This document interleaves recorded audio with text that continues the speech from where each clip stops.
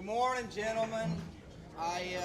My name is Sean Webster, and I'm standing in for Ryan this morning, so I appreciate y'all's attention this morning. I haven't done something like this in quite some time, and the enemy woke me up at about 3:30 this morning, already in my head, and I fell asleep for about another 30 minutes, and I had a dream of how this went, and man, it was not good. So I've been a little nervous ever since that point.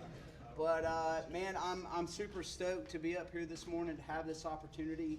I think that every man should have this opportunity to get up in front of his brothers and to speak his heart and to share what God has done in his life. And man, I do not deserve this, but our God is good. I just wanted to take a second. I know that Ryan's going to get to watch this, and I know if you're like me, man, I really appreciate everything that man has done for me and what he continues to do for us week in and week out. So if we could, just let's give Ryan a round of applause. Appreciate you. But you still suck for making me do this. But anyways. So this morning I wanted to give you just a little bit of my testimony, and then I wanted to give you just a couple things that I think realistically for me have gotten me to where I am today, and just some food for thought. I grew up here in the Nashville area. I grew up in Gallatin and White House and bounced around a couple different places. So I am a Nashville native. And I didn't have a father growing up. I was really, I think, 10 when I finally got to kind of get to know my dad. And I think that's a story for a lot of us. A lot of us didn't grow up with fathers. And man, that was something that really, it was really hard for me. My mom would tell me every single week that my dad was going to come pick me up. And every week without fail wouldn't come and get me. And so that was something that definitely had a hole in my heart, and really desired to have that father figure, and didn't have it. And about 10 years old, my mom was trying to allow another man to adopt me, that she had just previously married. And through that process, you have to have the permission from both parents. And so when my mom let my dad know that I was going to be adopted, or that she wanted to allow me to be adopted, my dad became a superhero dad. Out of nowhere, for about a period of 6 to 7 months, my dad came and picked me up every week, and we did all kinds of things. He took me riding on four-wheelers. We went camping. We went fishing. We did all kinds of things. And I was left as a 10-year-old boy kind of thinking, where in the world has this been? And really started thinking about all the things my mom had told me, and honestly started kind of wondering if she had been lying to me and keeping him from me. And started to have some doubts and wrestle with some things at a young age about my mom and my dad and the relationship that they had. So naturally, I wanted to move in with him, and I wanted to kind of be a part of his life, And the moment that I told my mom that, she basically let me know that wasn't going to happen. That my dad wasn't who he was portraying to be, and that, he was not really a good person. And which was very contradictory to what she had told me my whole life. She told me my dad loved me, that he was always working, and that, he wanted to come get me. And then, fast forward, here I am, I get to meet this superhero dad. And, now I want to move in with him, and she says no. And I'm, very, very conflicted. And so at that point, I don't know really what got in my mind other than the enemy, because what 10-year-old boy thinks about this. But at that point, I tried to commit suicide. When my mom found out that was what I was trying to do, she took me to Tennessee Christian Medical Center, and I spent about 2.5 months in that facility. And that is not a place for a young boy to be. I met some people in there that, I really wish I would have never met. That was probably one of the craziest things, being in there, because they didn't really have like an age difference like you would be, with people your own age. And honestly, I was the only person at that age there. So I was upwards of 25 years old people in there. So there was, 18. My roommate was 18. And man, he was pretty crazy. I remember one night he woke up and was staring in the mirror and just started screaming and punching the mirror and taking the glass and cutting himself. It was a pretty wild experience. But fast forward to the end of that program, I really had decided during that point that I didn't want to kill myself. That I was just definitely upset and just hurt. I did some counseling through that and just started trying to really understand my emotions. But through that program, when I got done, I got exactly what I wanted. My mom allowed me to go move in with my dad, and I thought, well, I got what I wanted. And so what I didn't realize is that my mom was right.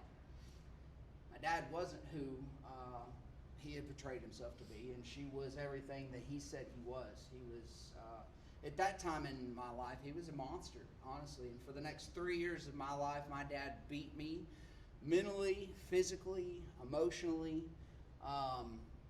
I mean, I can remember, times when, he would hit me with electrical cords or, throw boots at me or hit me with his fists. There was one time I remember bouncing a baseball off the side of a wall that we were reconstructing, and I missed the wall and put the baseball through the window. And at that point, it's been 2 years of going through this. I remember the glass hitting the ground, and my face then, hit the ground too, because I knew what was coming, and I was absolutely terrified. And I remember kind of kneeling down and picking up this piece of glass that resembled kind of a butcher knife, and I remember just kind of holding that in my hand, and all kinds of thoughts running through my head, like, oh, I'm going to kill myself. Oh, be quite honest, the thoughts, oh man, maybe I should kill him. As a young boy, when you're constantly beat, you start to live in a fight or flight, reaction to everything that happens to you. And my dad came around the corner, and I guess he saw the look on my face, and he grabbed my hand and he put the piece of glass up to his throat, and he said, "Do it. I know you want to do it." And I remember him kind of pulling the knife of the piece of glass, kind of sideways, and a little drop of blood came on his neck.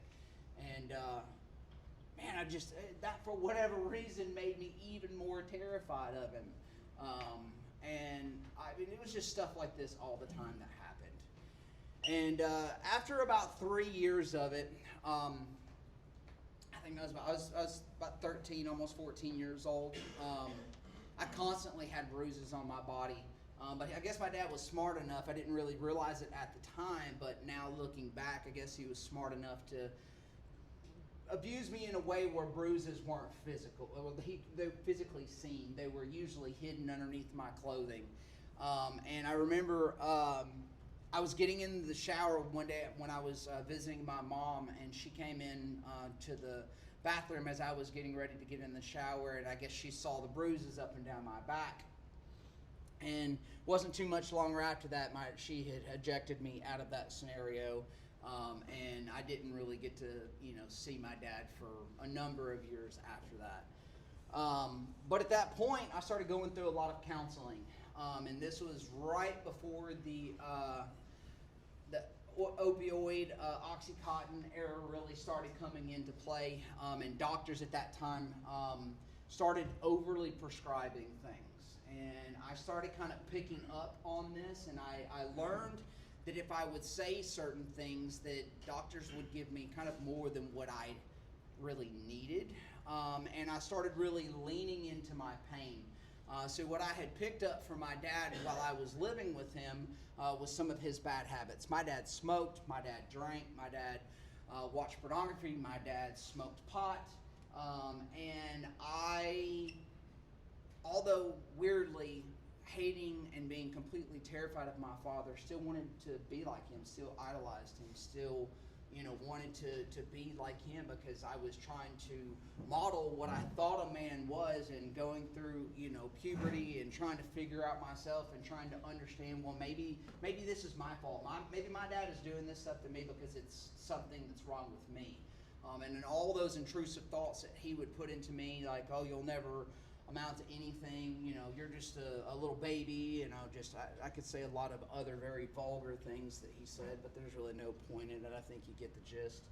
I really just didn't believe in myself. And so I had a lot of pain, and because I had the pain, I would see my dad looking like he was having fun, and so I started picking up some of his habits. I'd steal a cigarette here or there. I'd steal a beer here and there. I started stealing some of his pot, and so as a 12-year-old boy, starting to experiment with these things.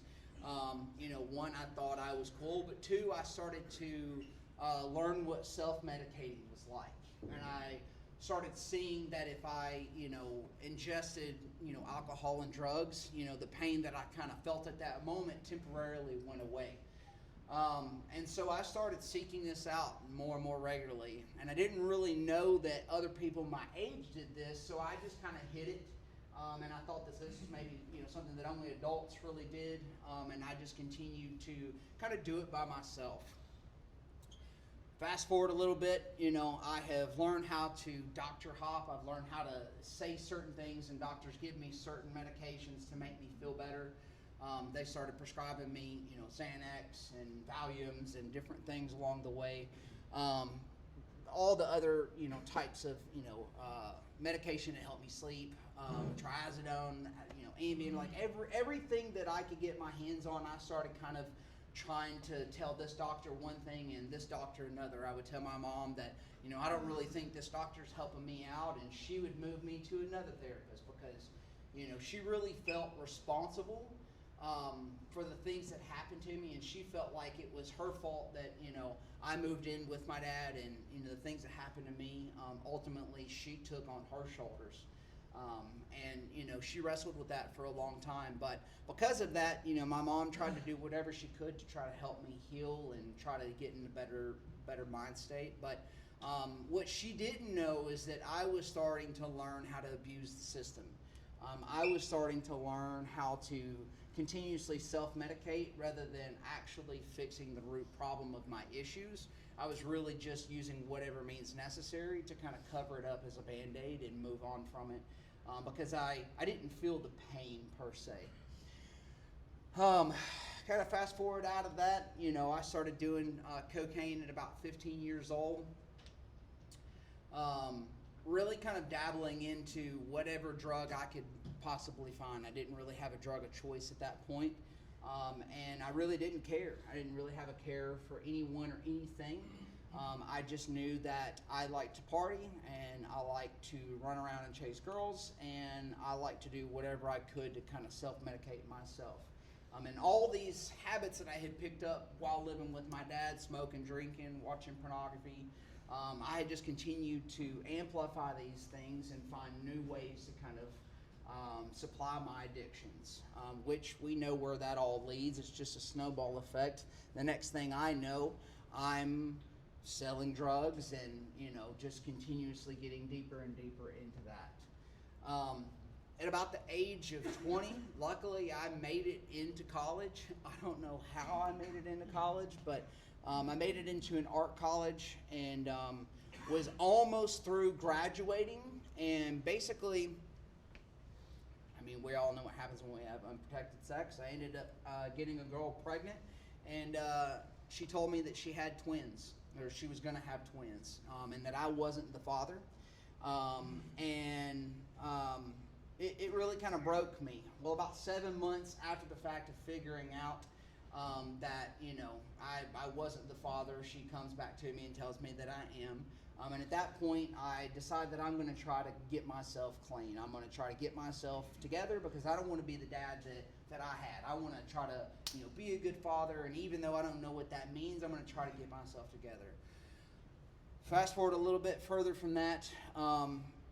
The mother of my kids really knew how to use those boys against me. She learned that she could kind of control me and use them to hurt me. And she was a hurt young girl as well. She had her own hurts and hang-ups and habits and things that, kind of put her into the place that she was, and she used those things to kind of get to me. And basically, she would just use those kids to, kind of control my actions. And through just different fights and things that happened, I ended up getting in a wreck because she had told me to come over and visit the boys because she was going to be going out of town. And when I got there, of course I was sober at that point, but when I got there, I had learned that she had already been gone for a day, and she literally just lied to me, and she would just play mind games with me all the time. And so when I got back into my vehicle, I had a bunch of Xanax and a six-pack in my car, and I sat in front of her house, and I took a bunch of Xanax and drank the whole six-pack, and I left out of there, and on the way out of that neighborhood, ended up wrecking the car.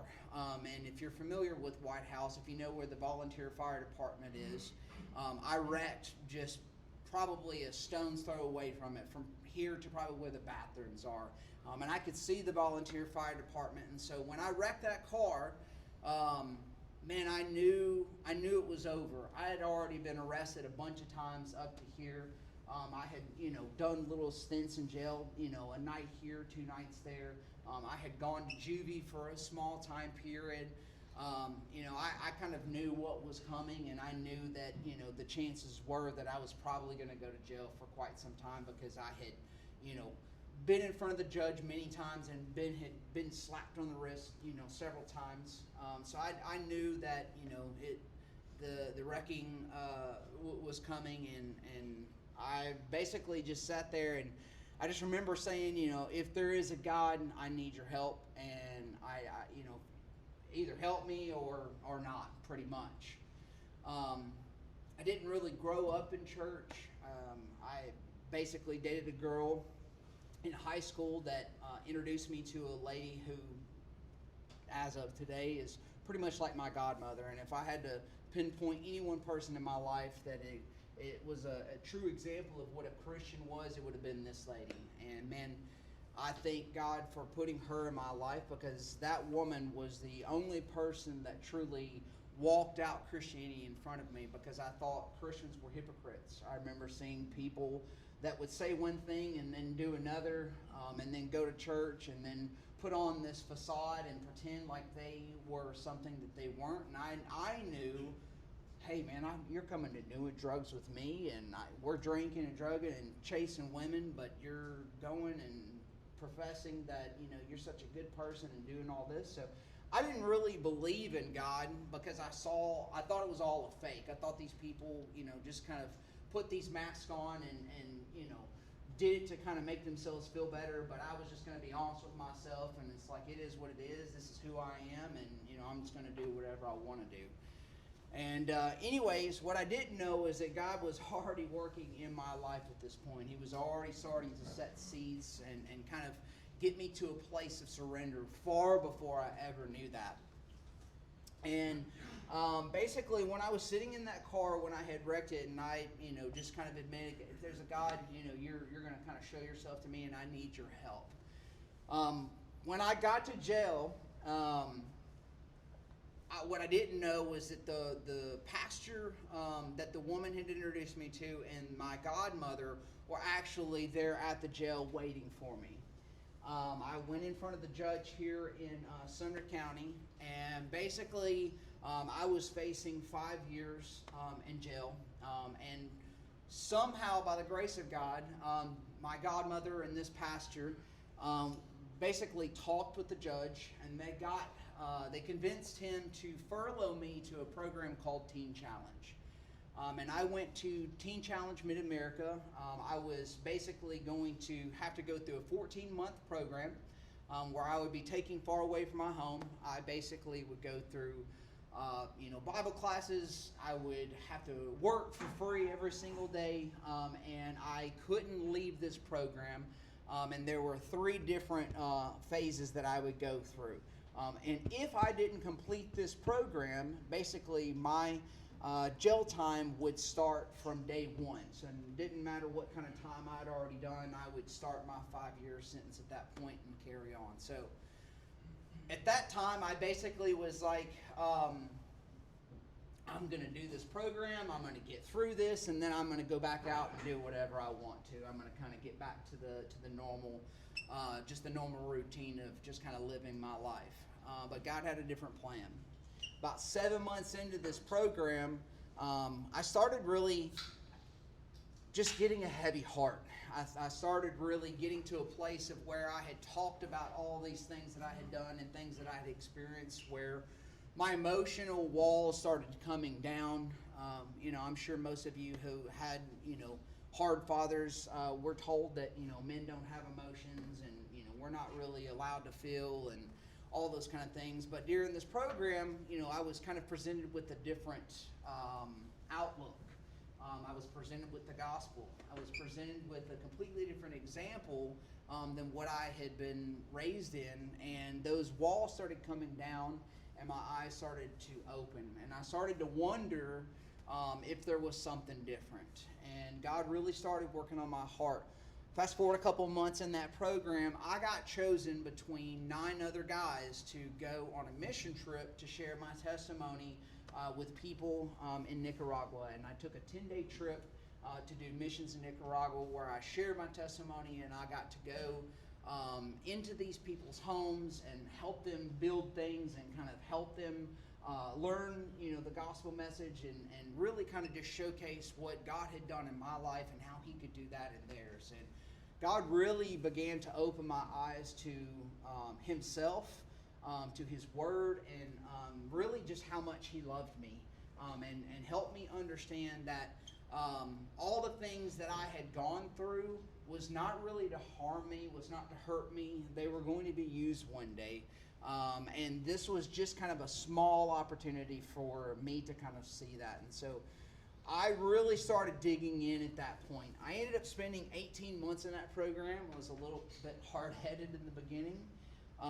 But man, God really did an amazing work on me. At that point through the program, I had been sober for 18 months. That would have been the first time I had been sober since about the age of 12. Before I had gotten into the program, I had about a $2,500 a week cocaine habit, and I was doing a lot of things to keep that habit going. And so getting out of that program and being sober, one of the things that they told me was I really needed not to go back into the environment that I was in. But that was really hard because I didn't have a job and I didn't really have any other options but to go back and live with my mom. Another thing that they told me was to not date. Well, unfortunately, I did that too. Anyways, fast forward through all of this, I ended up basically finding a girl in church, and I started kind of having some relations with her, and my godmother told me I needed to get married or I needed to cut it off with her. Well, I basically decided that this was the girl for me, that God had put her in my life, and realistically I wasn't thinking with the right head, and I was really thinking that this was just my opportunity to kind of self-medicate again, because although I had stopped using drugs to self-medicate, I had continued to use pornography and just those lustful mindsets and things to kind of to help me kind of feel better about the pain that was still inside of me, because I didn't really work through all that stuff. And that at this point I had started trying to reconcile things with my father and kind of try to forgive him, because those were things that we learned in the program, but I still hadn't really gotten there yet. So anyways, when I married this girl, we were married for about 4 months before I ended up walking in on her having sex with another man. Found her cheating on me, and man, it completely wrecked me, which then spiraled me right back into drinking and smoking pot, and that cycle kind of took over again.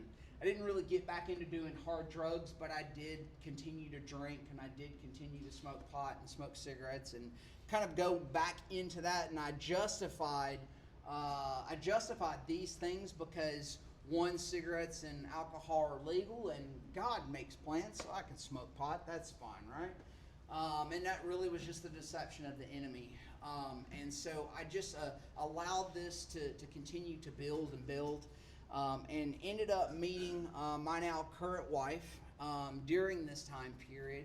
And unfortunately at that time, we weren't really living lives that we do today. And, we partied and hung out. And unfortunately, had sex outside of marriage, and just continued to live these lives that, really was not what I knew in my heart was the man that God was calling me to be, but I was still trying to self-medicate, and I was still so hurt. And honestly, at that point, I was really mad at God. I'm like, God, how can I find a woman in church and then her cheat on me? And like, how could you allow this to happen to me? And I didn't understand. And I started getting back into that mentality that maybe, God didn't love me. And, I couldn't imagine, if a God did love me, how would he allow these things to happen?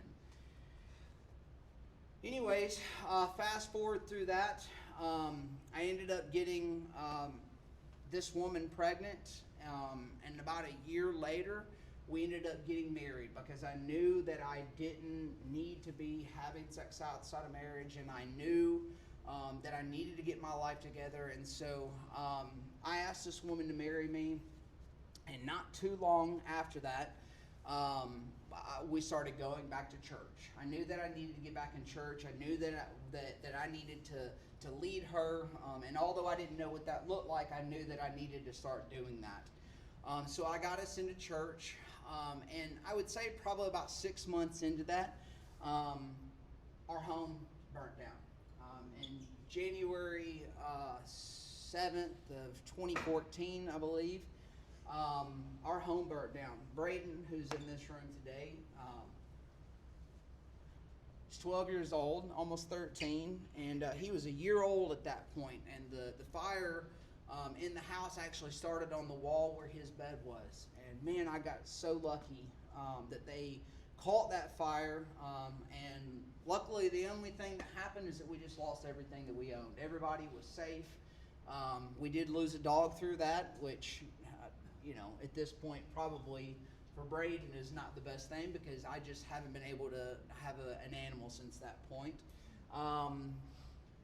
But the coolest part through that experience and losing everything I owned is because the moment that happened, I got to see what God's love was. The church that I had started going to, when they found out what happened, man, arms just came and surrounded us in ways I had never experienced in my life. The outpouring of support, financially, relationally, emotionally, man, it really came and kind of picked me up and her up at that point.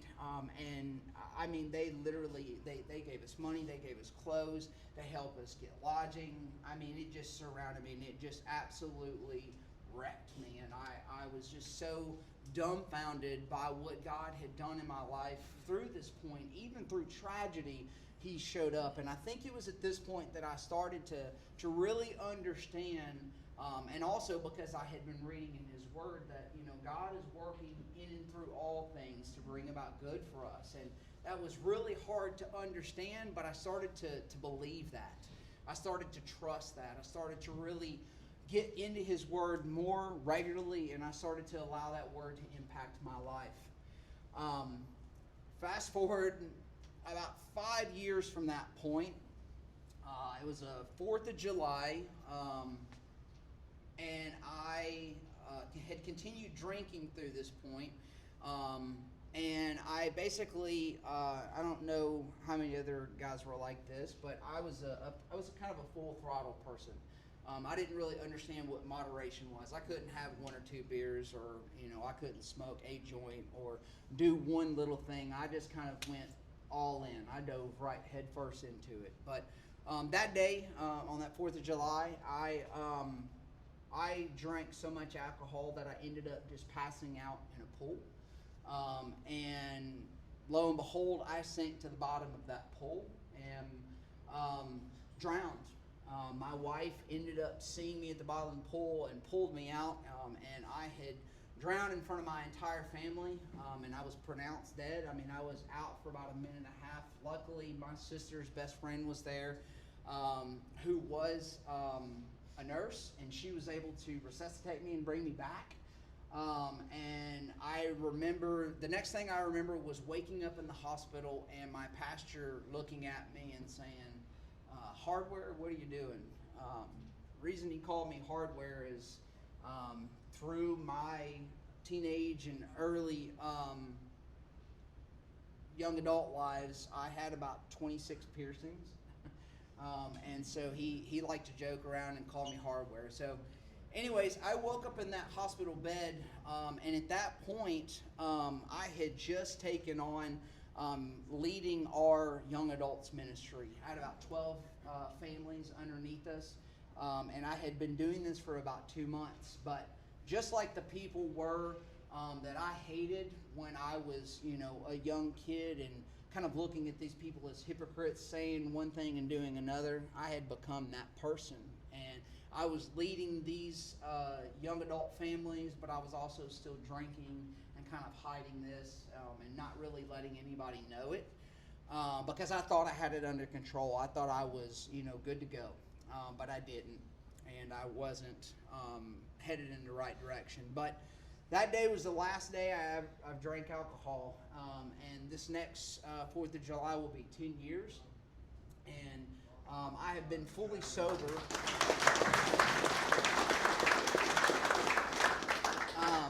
And I'm really trying to hurry this up. I want to make sure you guys have an opportunity to chat here in a minute.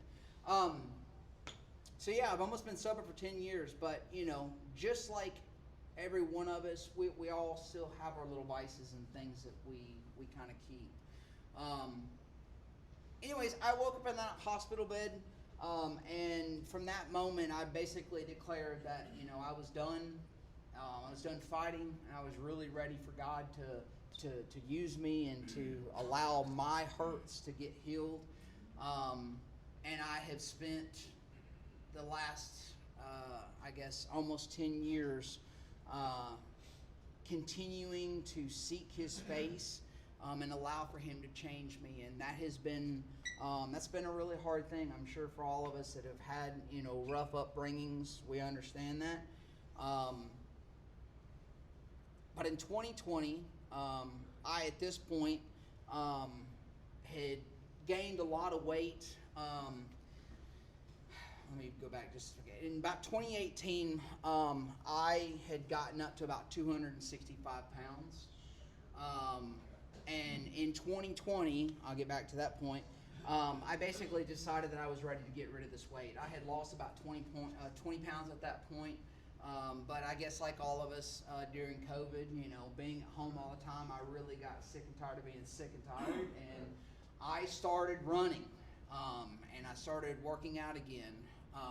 In my early young adult life, I was a personal trainer. That's actually how I met the mother of my current wife. That's how I met her. So I knew how to work out, I knew how to do nutrition, and I used those things along all those years as an excuse not to do anything, because I was like, when I'm ready, I can figure it out and I'll know exactly what to do. So 2020, I start running, I change my nutrition, I start trying to work out here and there, and it was just a little bit at a time. Fast forward till today, I've lost 100 pounds. I run 3-4 days a week. I bike 2-3 days a week. I work out 4 or 5 days a week. But it didn't start out like that. Those disciplines have only come through constant resilience, just constantly adding a little bit more at a time. And I really have to attribute all of that to what God has done in my life, because I knew who He was calling me to be, and I knew that if I couldn't, one, change my mindset, two, change my body and get myself into a position, one, where I would actually be around to raise my kids, but two, be an example, that God really couldn't use me. So I continuously, since that point, have really worked on my mind, have worked on, just my physical appearance, my health, and, at the base of that, really worked on who I am as a man of God. I really wanted to be a father that I didn't have, and that's something that I have continuously sought after, to continue to try to learn how to do that, and I've done that through a couple ways. And one of the ways is by finding groups like this. I'm so thrilled that I get to come in on a weekly basis and surround myself like men like Randy and Joe, These guys, have spoken into me and helped me see a version of myself that I really never believed in because of, just who my father, made me feel like I was. I think God is one of redemption, and redemption stories is something that I feel like I have a lot of. And one of those stories is the fact that, I have been able to fully forgive my father. Honestly, I think that forgiveness has been the one key catalyst that has changed me and just who I am, and helped me completely heal to where I don't have that hatred in my heart anymore. I don't have any unforgiveness. I don't have any more of that bitterness in my heart, and I've been able to actually build a relationship with my father. I probably call him, twice a week now. He actually lives about 5 miles down the road from me, and I see him on a regular basis. My kids get to see him. They actually get to see a version of my father that I actually never got to see growing up. And my sister and I actually joke that, our dad is this big softy that cries all the time now. And, I think he finally realized what he had done. But God is hopefully still working on his heart, trying to get him into a good place.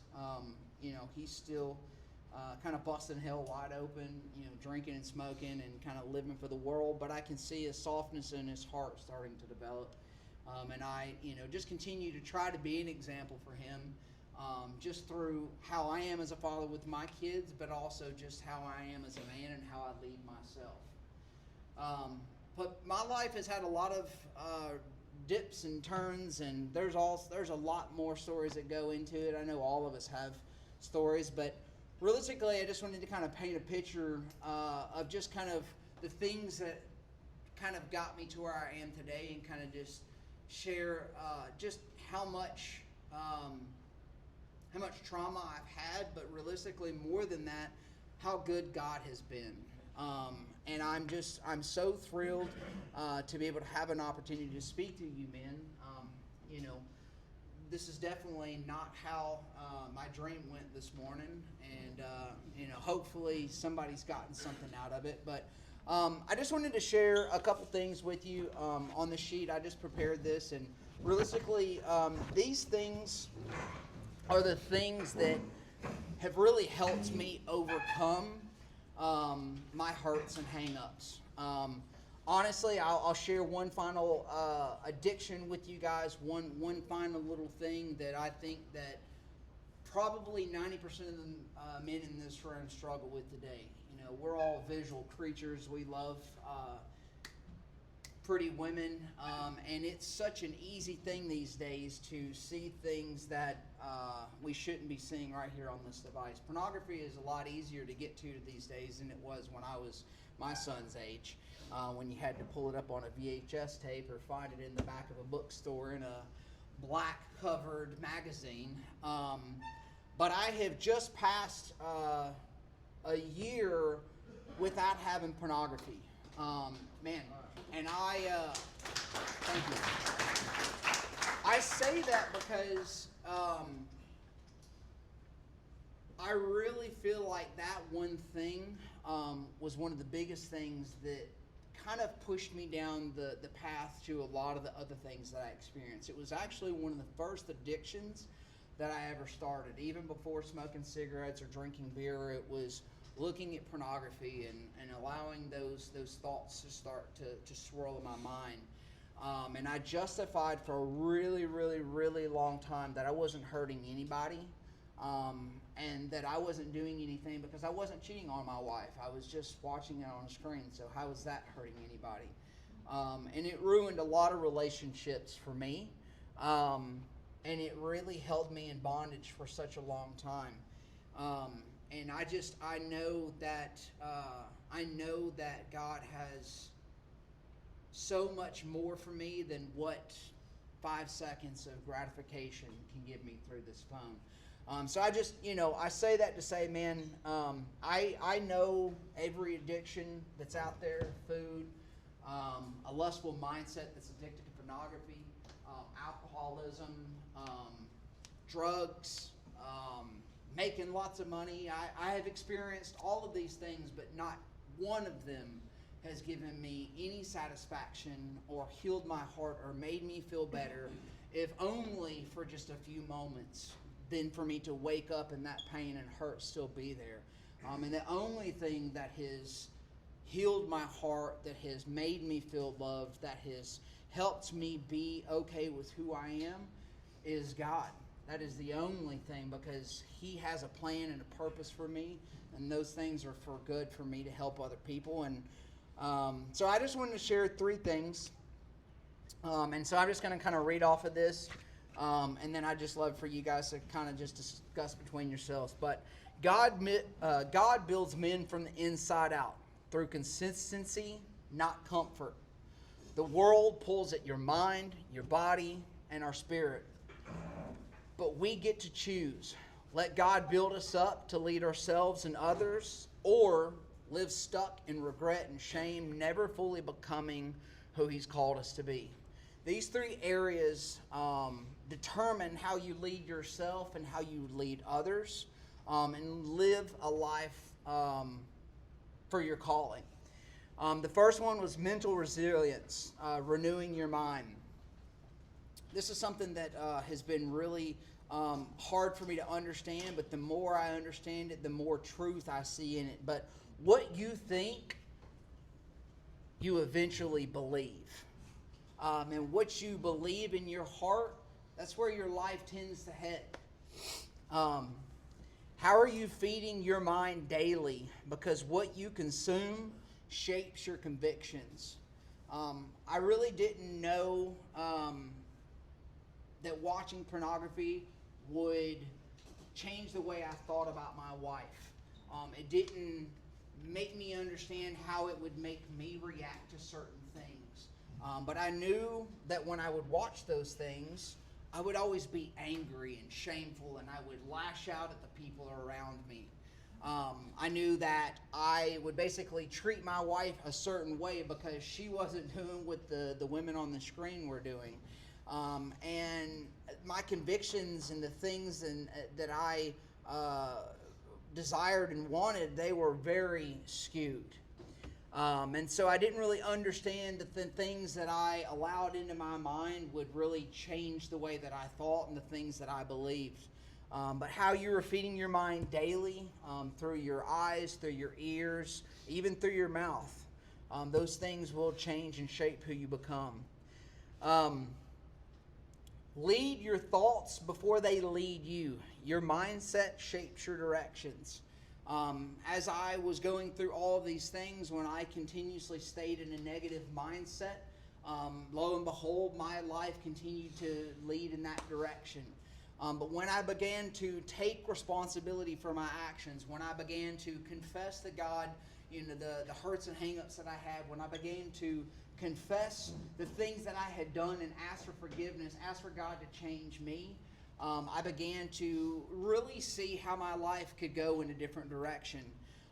And so I've learned, that, if I don't take my thoughts captive, if I don't really, think about what I'm thinking about, my life tends to end up going in a direction that I don't want to go to. And so sometimes, if your life's not going in the direction that you would really like for it to go, I would bear to say, what are you thinking about? What are the things that you're consuming on a daily basis? How are you leading your life? Because if you don't lead your thought life, it's going to eventually lead you. You can't live a new life with the same old thought patterns. Something that my pastor told me a long time ago that has stuck with me ever since, and is so stupid, and I almost hate this quote, but it's stuck in me, and it's something that I hold very dear to me. But nothing changes if nothing changes. And that is such a simple thing, but there's so much truth in that. If you want change. It's that simple. And I look at where I am today, and if I really think about it, it just amazes me how much I've actually overcome. And if I think back to the person that I was before God really intervened in my life, I could have never imagined that I would be where I am today. I have 4 beautiful children. 2 of them are close to 21 years old. One was a valedictorian. Both of them graduated, top 5% of their class. They're both in UT Knox. They're doing amazing. They love the Lord. They serve and seek after Him. I have a 12-year-old son, Braden, almost 13, who comes with me to Fight Club every Thursday, and it was his idea to come to be a part of this. And I'm getting to see how God...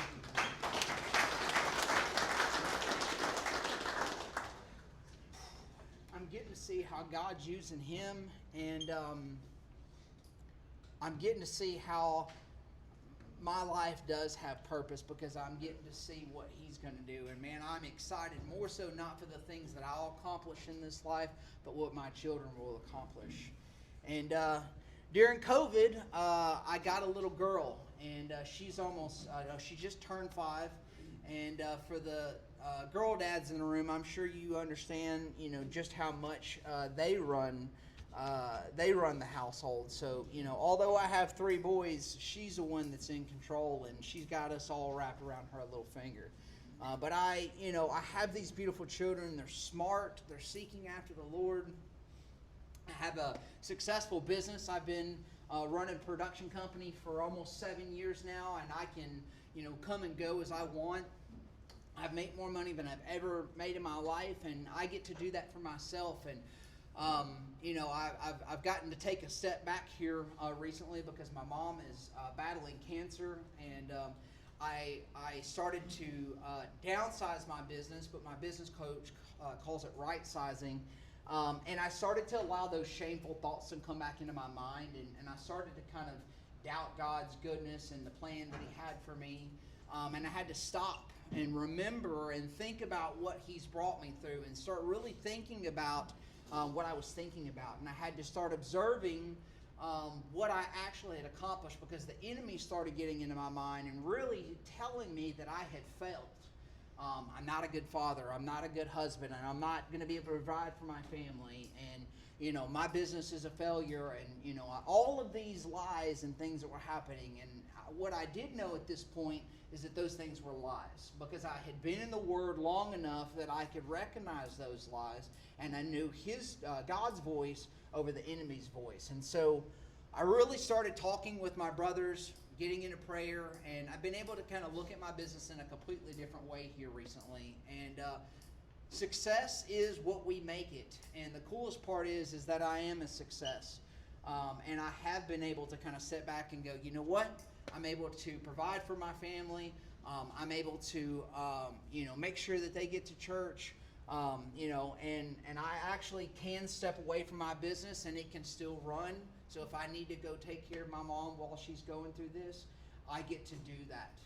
And the thing that changed in me is, I don't have to do these things. I get to do these things because God has given me the ability to do it. He's given me the strength and the resilience to get through it. But more importantly, through all that, His hand has been on it, guiding it the whole time. And it's only because of Him that I have been able to give this. So one of the biggest things, and that's why I put it on the first block here, that has helped me become who I am today, is just daily renewing your mind. Romans 12:2 says, don't copy the behaviors and customers of this world, but let God transform you into a new person, changing the way you think. If you don't get into the Word, you won't know His Word. If you don't know His Word, you won't know His voice. If you don't know His voice, you'll not be able to recognize the lies that the enemy is trying to hit you with day in and day out. And that is what I know kept me in the place that I was, is because I know God does have a plan and a purpose for me. I do know that although I don't feel as put together today as I'd like to be, God is speaking to somebody, and it's not really my job to perform or do anything, but just to present what He's done in my life. And although I feel all over the place, I know God's touching somebody, and that's really, if it's only one person, that's the most important part. And also, if it isn't, I'm getting here to be a testimony in front of my son and show him what God has done in my life, and that more than anything means the world to me. But 2 Corinthians 10:5 says and I'm actually going to read it out a different version. I didn't like this one, but We demolish arguments and every pretension that sets itself up against the knowledge of God. And we take captive every thought to make it obedient to Christ. Gentlemen, we have to think about what we're thinking about, and we have to know God's Word, and we have to take those thoughts captives that are lies the enemy is trying to beat us up with. When I woke up at 3:30 this morning, and I started thinking about how this was going to go, and I started to really lean into thinking about, almost in a worldly sense, how I was going to perform and how you guys were going to perceive me. And I had to stop myself, and I had to go, that's not what's important. And it doesn't matter what my words are. God, it matters what message you portray through to somebody and how you speak to somebody. And so I went back to sleep and ended up having that dream and woke up in a panic again, and I just had to remind myself, God is going to do something today, regardless of whether I do it perfectly or not. It doesn't matter, because His purpose and His plan always prevails, even in our mess. And my life has been a testament of a mess that has come to a beautiful creation, and I'm just so thankful for it. But we have to take our thoughts captive. We have to constantly be thinking about what we're feeding ourselves with, and we have to do this daily. This is not something that we can idly sit by and do. We have to constantly be thinking about what we think about. Sometimes, I don't know about for you guys, but sometimes I have to do that minute by minute. Sometimes, if I allow my anxious thoughts to get to me, I have to really get into thinking about those thoughts, and I have to get into the Word. I have to get very simplistic and just very almost ritualistic. If I can't really capture those thoughts, I just get in the Word and I just start, going through, different scriptures that I've kind of held close to my heart to help me kind of know the truth again and to speak those truths. The second one, and this is something that I'm actually starting to do more of, is to be kind of more vocal about leading your body. I think as men, God's called us to, I know for one, He's called us to work. And I think as a part of that, the Word called us to, treat our bodies as a temple. And so a part of that, I think it is being mindful of the things that we consume and food and how we treat our bodies and how we train our bodies. Discipline in the body leads to momentum in life. When we as men work out and we have a sense of accomplishment through that, we feel strong.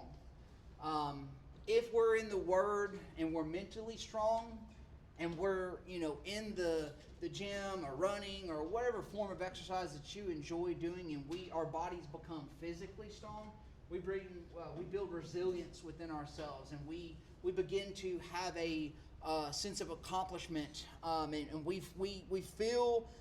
When we feel strong, we're unstoppable. But the cool part about that is that for me, when I work out, I am not only building up my body, but I'm also building up my mental strength as well. Because the second thing here says, do the hard right over the easy wrong, even when no one's looking. And this one can go to a couple things, watching pornography or, having, lustful thoughts. But in this one instance, it was really kind of talking about the physical mind. I hate running, but I do it anyways. That's one thing that I have just always hated doing. I love going into the gym. I love lifting weights. I think that's fun. That's a very easy thing to do. But waking up at 5:30 in the morning to go run 6 miles does not sound fun, and I absolutely hate it. And I actually didn't even start there. It was really just, I'm going to go run a half a mile. But I continuously, on a daily basis now, do hard things, and I face these hard things because I'm building myself up. Because I've learned that the more times that I do the hard right over the easy wrong, the easier it is when I face new challenges for me to face that more boldly.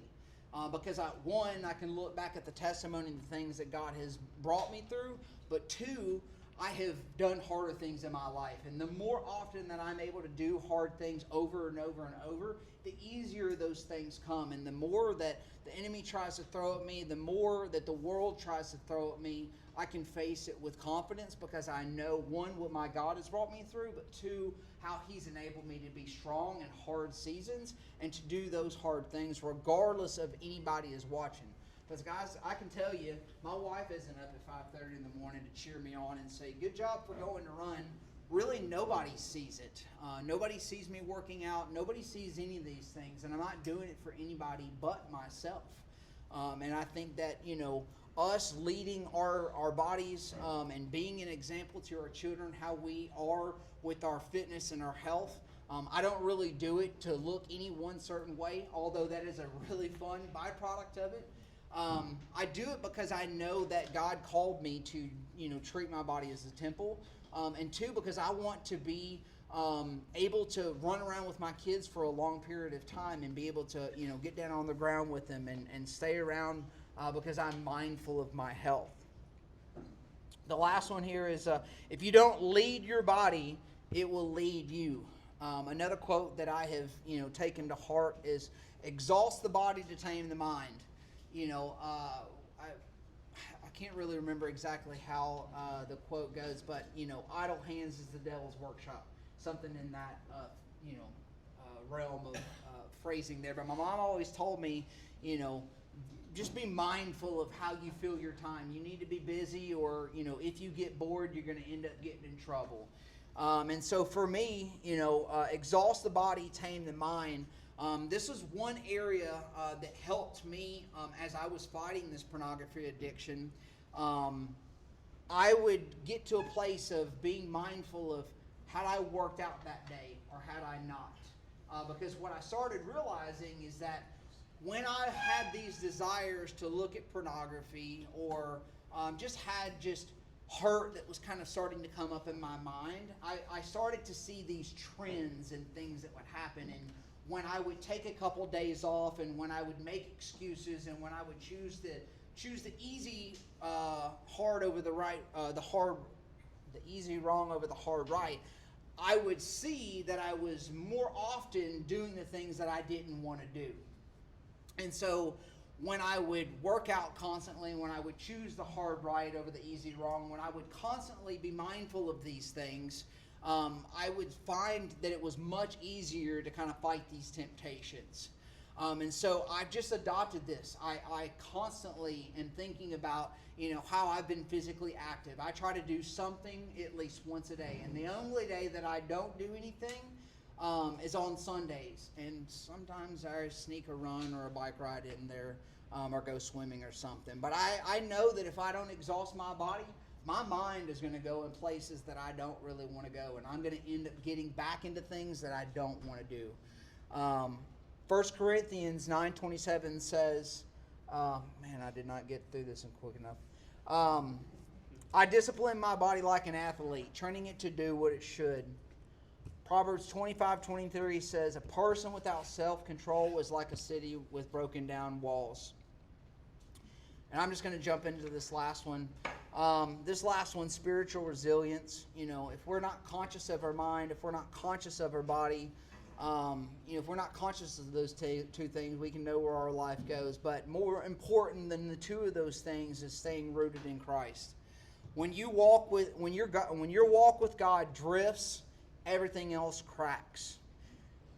You can't lead yourself or lead others well if you're not walking with God daily. And the most important thing that I have to remember day in and day out is God is still working in and through you. He's not done. 1 Timothy 4:8 says, physical training is good, but training for godliness is much better. And Philippians 1:6 says, and I am certain that God who began a good work within you will continue His work until it's finally finished. I know God's not done with me, and I know He's not done with any man in this room. It's very evident because you show up week in and week out when you could be sleeping in your bed. But you wake up and you do the hard right, and you show up You show up for yourself. You show up for your family. And you may not feel like you're doing everything you can, but the most important thing I can continue to encourage you with is you're showing up, and keep showing up. Show up in your thoughts. Show up in how you treat your body, and most importantly, show up with how you walk with Christ daily. Gentlemen, thank you so much for your time this morning.